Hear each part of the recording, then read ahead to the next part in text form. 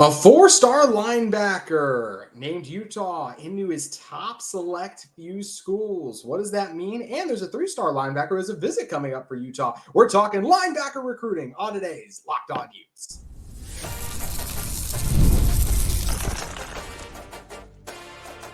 You are Locked On Utes, your daily podcast on the Utah Utes. Part of the Locked On Podcast Network, your team every day. Hello, everyone, and thank you for making Locked On Utes your first listen every single day. We are available on all platforms, including YouTube and wherever you may get your podcast. If this is your first time listening to our show, make sure you like and subscribe. Love interacting with all of you in the YouTube comments as well as on social media, where you can follow our show at Locked On Utes on X today. My name is JT Wistricll, former intern inside the University of Utah Athletic Department. Excited to be joined by UteZone's Danet Guard on today's show. Talk about some exciting linebacker prospects coming up to the University of Utah. Utah's had some great linebackers in the past, of course, Devin Lloyd being the most recent one, but guys like Lander Barton, Karene Reed, I think once this season concludes and their all-time numbers are up there, because I think Lander has a chance to be a guy who declares early. I think their place in history, Utah history, is going to look fantastic, and Utah's hoping they're going to find their next great linebacker, and a guy in Jonathan Cunningham, who's a 2025 four-star linebacker, 6'3", 190. Utah was named to his top 7 schools, which also includes Arizona State, Kansas, TCU, Texas, Oklahoma State, and Missouri. He's a top 50 linebacker and player in the state of Texas. So a top 50 linebacker nationally, and is a top 50 player regardless of position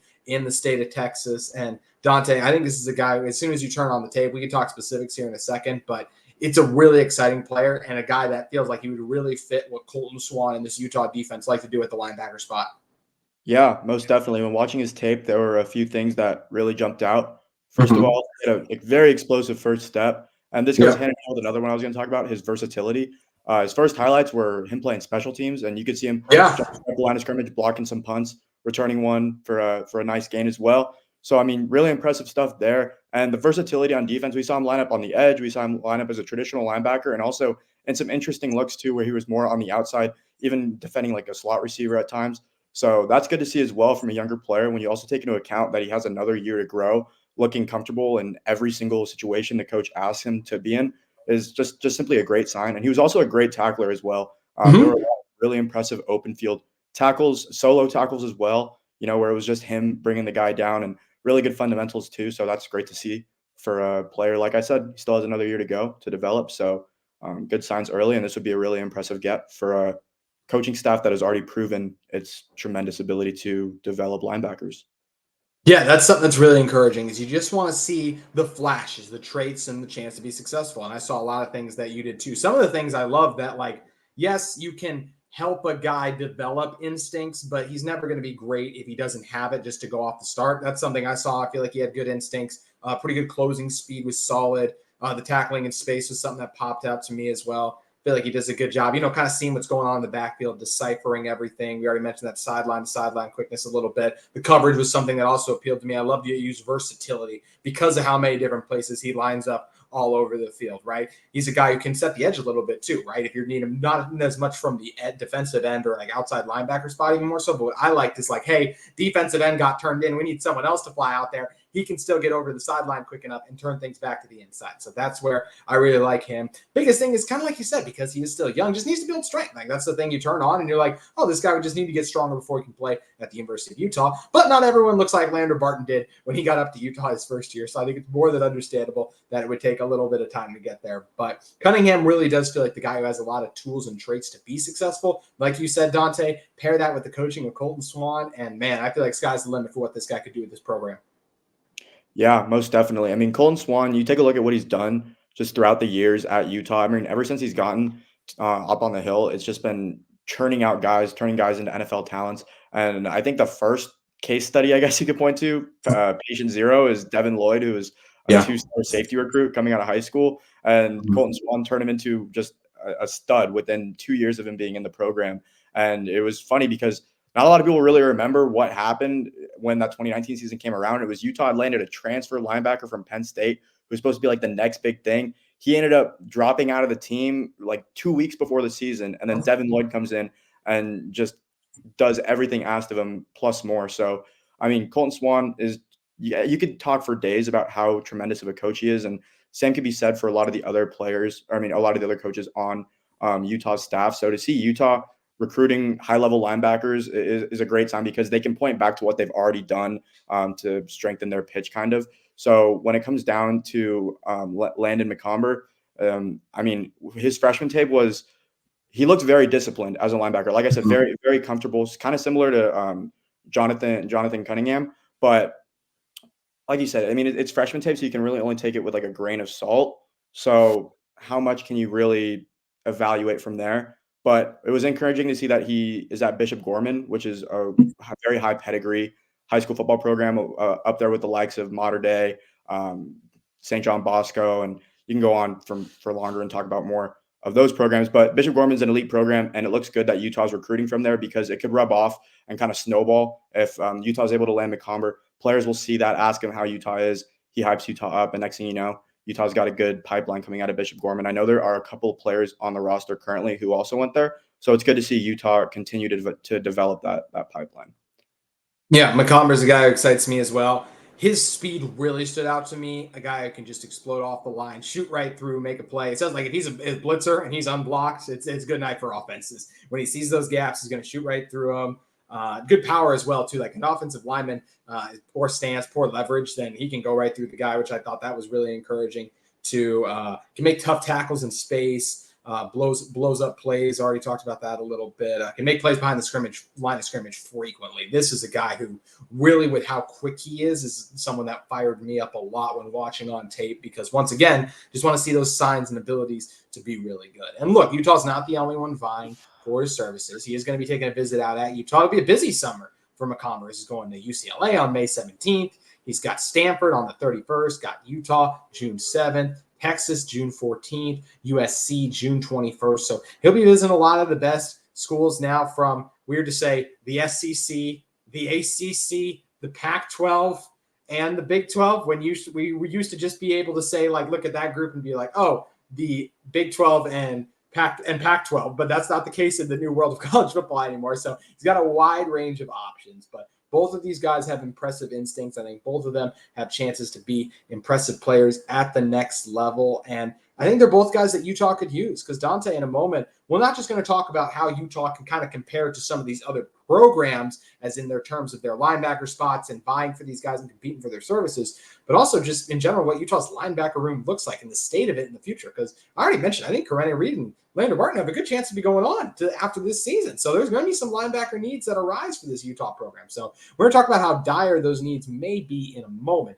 But first, I want to talk to you about one of the sponsors of today's episode of Locked On Utes, our friends at LinkedIn Talent Solutions. When you're hiring for your small business, you want to find quality professionals that are right for the role. That's why you have to check out LinkedIn Jobs. LinkedIn Jobs has the tools to help you find those right professionals for your team faster and for free. LinkedIn isn't just another job board. They have a vast network that helps you hire professionals you can't find anywhere else, even those who aren't actively searching for a new job but might be perfect and open to the role that you're offering. In a given month, over 70% of LinkedIn users don't visit other leading job sites. So if you're not looking on LinkedIn, you're simply looking in the wrong place. On LinkedIn, 86% of small businesses get a qualified candidate within 24 hours. You can hire professionals like professionals on LinkedIn. LinkedIn knows that small businesses are wearing so many hats and might not even have the time or resources to hire. That's why LinkedIn is constantly trying to find ways to make the process even easier. They even just launched a feature that helps you write job descriptions to make things that much quicker. 2.5 million small businesses use LinkedIn for hiring. You can post your job for free at linkedin.com/lockedoncollege. That's linkedin.com/lockedoncollege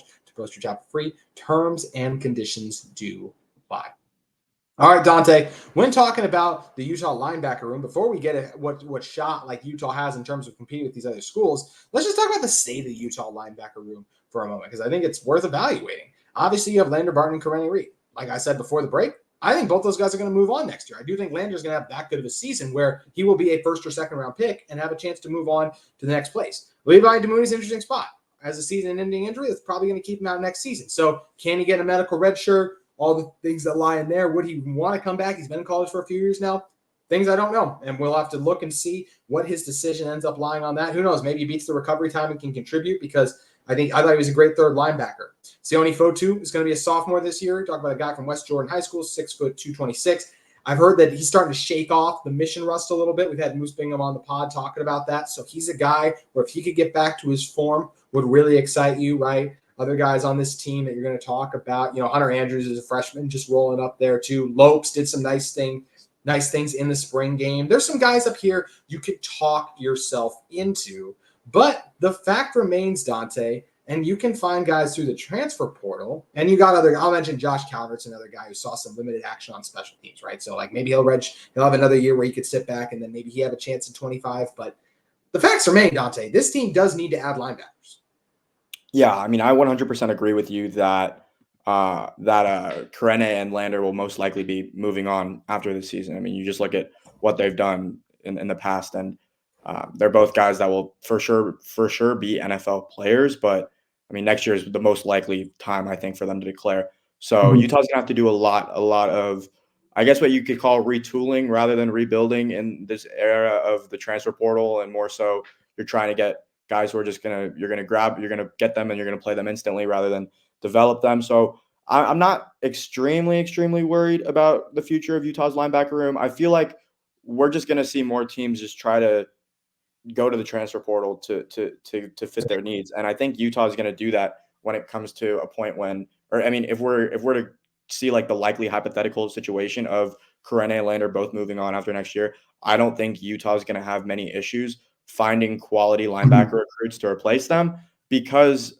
of the lack of an elite linebacker in the room. Simply, players are going to enter the portal, take their visit to Utah and see, wow, I'm going to be able to play right away. I mean, I'm already a proven player at whatever other school, and they could step right in and do their thing. We're talking about players who are like all conference at group of 5 schools, also like some good players. I mean, the transfer portal is massive at this point.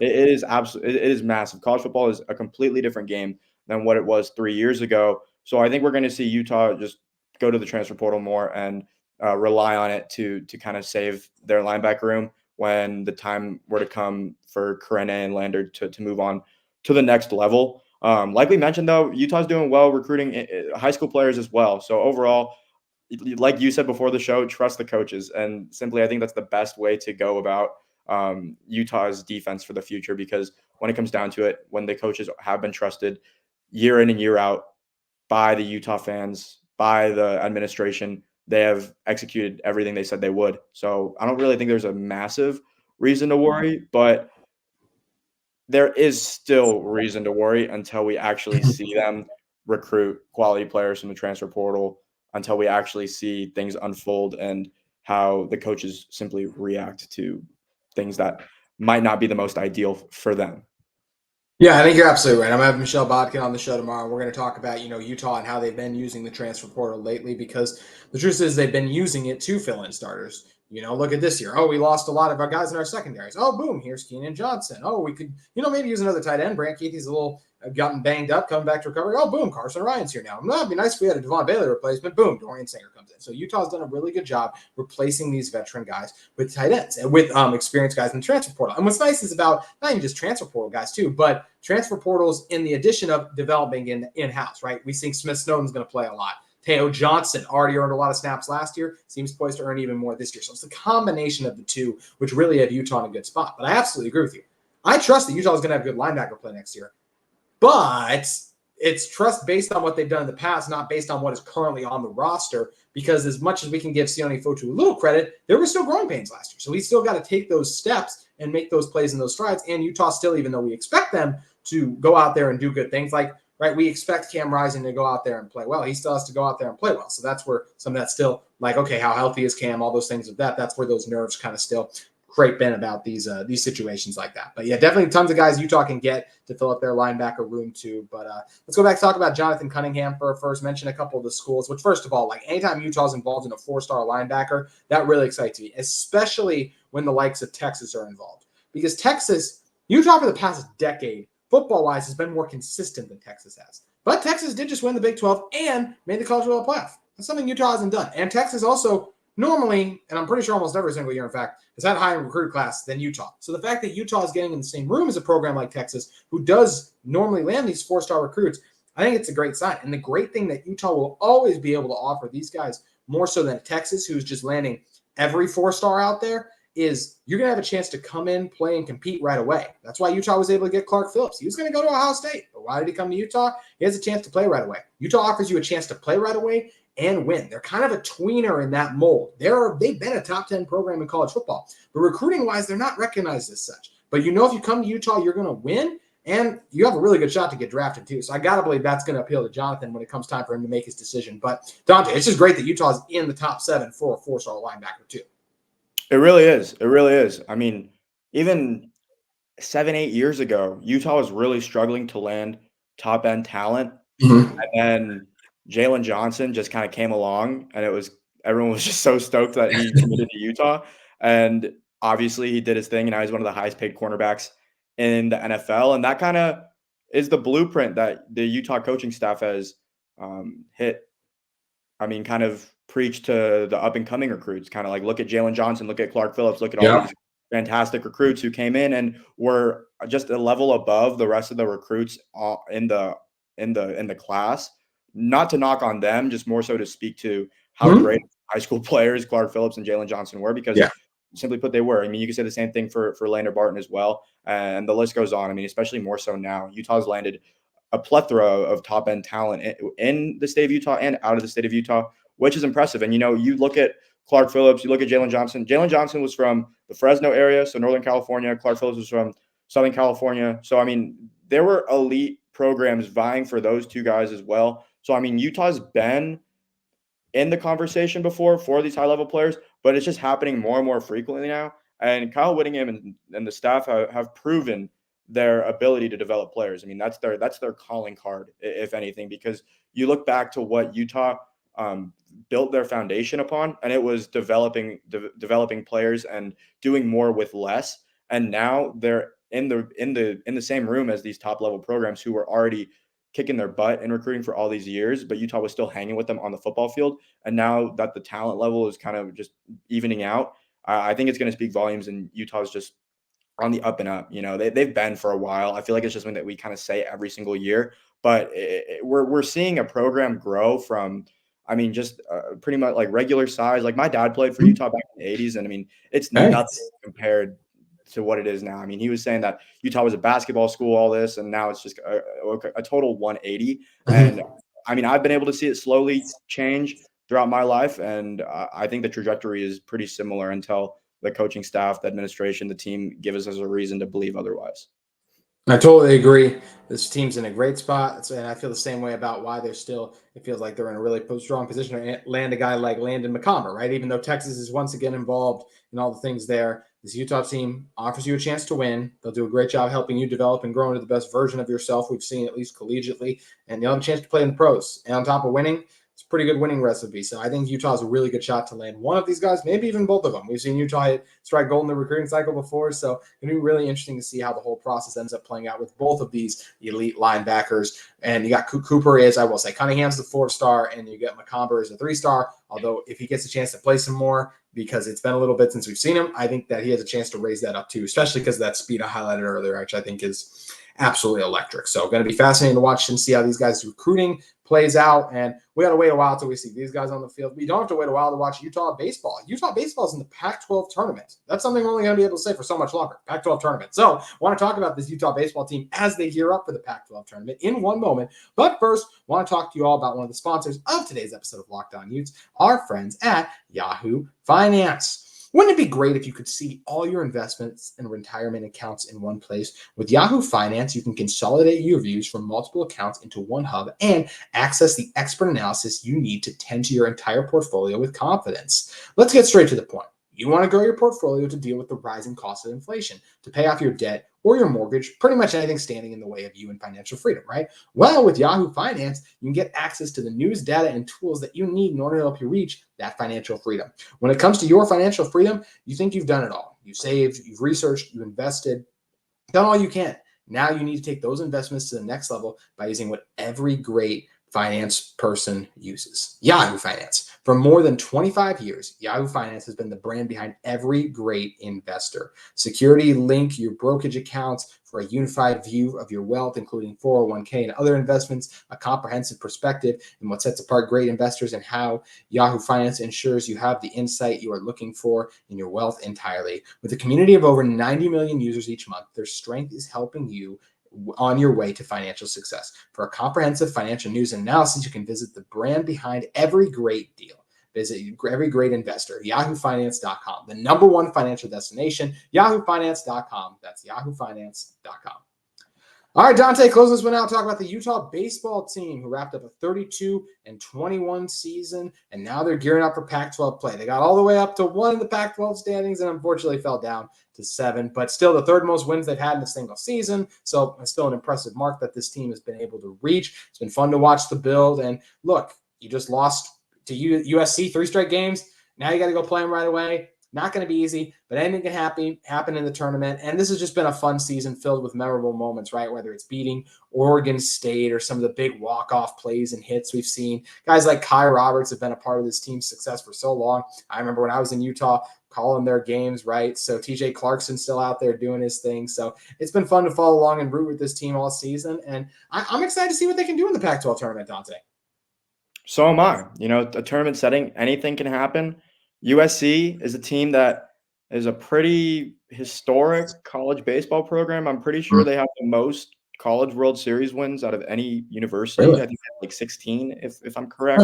Something like that. They've won a lot. They've won a lot. So it's going to be a tough task. But, I mean, obviously Utah was clicking earlier in the year. 32 wins, was first place in the Pac-12. So, I mean, they're able to just rejuvenate, rekindle some of that energy that they had going for them earlier in the season. You never know. I mean, obviously it's good to see that they had a peak where they were at the top level of the conference at a certain point, because when you're in a tournament setting, everyone's 0-0. So it's good to see that Utah has already proven that they can play. And it'll be interesting to see if they rekindle some of that firepower they had going for them earlier in the season when they were top of the Pac-12 standings. But nonetheless, it's great to see Utah have a relatively successful season in baseball. I know they won the Pac-12 tournament, and I think it was like 2016. They had a really good team then, but since then, I mean, it's been a little bit lackluster. But it's cool to see them performing relatively well. I mean, like you said, they beat Oregon State. Oregon State's really good at baseball, so that's just fantastic to see. And it's nice to see that the program is on the up and up rather than just hanging around the bottom year in and year out. Yeah, it feels like Gary Henderson did a great job. It's a Utah team that won 6 of their 10 regular season conference series, including 3 of 5 on the road. Shout out to the Utah Athletics website for that statistic. But a great season, opportunity to build on some things. And this is a Utah program that's soon going to be getting their own stadium on the hill, too. So continue to build the momentum for when that arrives on campus. It's going to be something fun to go to games. As much as I've enjoyed Smith's Ballpark, it's going to be a lot of fun to go to games and see everything Utah related and not just Bees related to. Of course, only so much time to see even Bees-related stuff since we know what's happening with that ballpark, too. So lots of crazy things happen going on in the world of Utah baseball with the MLB team and everything surrounding that, too, potentially coming over. So it'll be a crazy, wild world, everything to watch and see how it plays out. But excited to see what this team can do in their final Pac-12 tournament. If you guys want more Dante's work, make sure you guys head over to UteZone and check out some of the articles he's written and has coming up. Dante, thank you for joining us. Of course. Thank you for having me, JT. That's going to do it for today's edition of Locked On Utes. We'll be back with you tomorrow talking more things Utah football and Utah athletics.